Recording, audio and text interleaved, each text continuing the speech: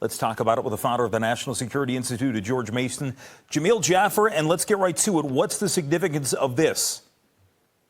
Well, Jim, obviously a big victory today for the United States and for the Biden administration, taking out the leader of al-Qaeda, number 2 to Osama bin Laden during the 9/11 attacks. So a big deal today with that strike in Afghanistan. I know there's not a whole lot we know right now other than what the president said, and we'll get more details. But are we seeing any parallels to the attack that took out Osama bin Laden nearly 12 years ago?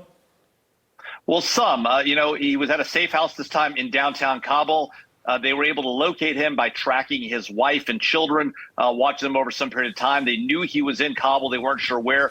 They learned about him in about April. They zeroed in on him over the last few months. And then they saw that he'd have a pattern of life where he was regularly hanging out on his balcony where he was exposed. And that was ultimately where they took the shot at him and took him out. We believe the house may have been owned by an associate of Sirajuddin Haqqani, a member of the Taliban government and a senior al-Qaeda leader, as they came together with the Haqqani network a few years back. We have seemed to move on from al-Qaeda as we see it as this existential threat. We moved on to ISIS. We look at what's happening in Afghanistan right now with the Taliban back in control there. What sort of mechanism and what sort of setup did al-Qaeda have in place right now? Are they still a force to be reckoned with in the Mideast? Well, look, they certainly are continuing to rebuild and try to reestablish a capability to conduct external operations. We have had a significant effect on al-Qaeda core after we've gone after them, taken out one of the most dangerous places to be is number 3 in al-Qaeda and has been for many years through 4 presidents. That being said, al-Qaeda still very much has an intent and a desire to attack the United States at home and to attack Americans anywhere in the world as well as our allies. And they've done a lot of that through their franchises, al-Qaeda in the Arabian Peninsula and many others. So definitely a force to be reckoned with, still a concern.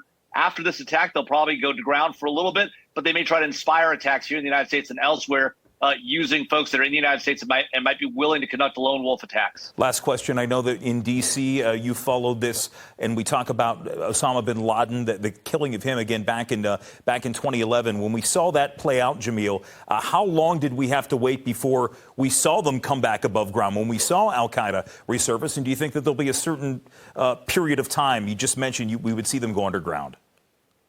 Well, Jim, I do think that they will go underground for a while. When Osama bin Laden was killed, they did take some time to reconvene, figure things out, but they continue to operate. Now, al-Qaeda has been weakened. No doubt we have been very effective over this 20-year war against them in terms of putting them on the run and making it hard for them to operate. That being said, we can't give up that fight. We've got to continue to keep the pressure on, because as soon as we let the pressure off, they will come back. They have a very committed core base of supporters and fighters who want to continue to conduct attacks. So we've got to keep the pressure on them. The Biden administration did the right thing by taking this attack on and by continuing the pressure on bin Laden and the bin Laden network that remains. Yeah. Jamil Jaffer from the National Security Institute at George Mason. Always appreciate the insight. Good to see you. Thanks, Jim.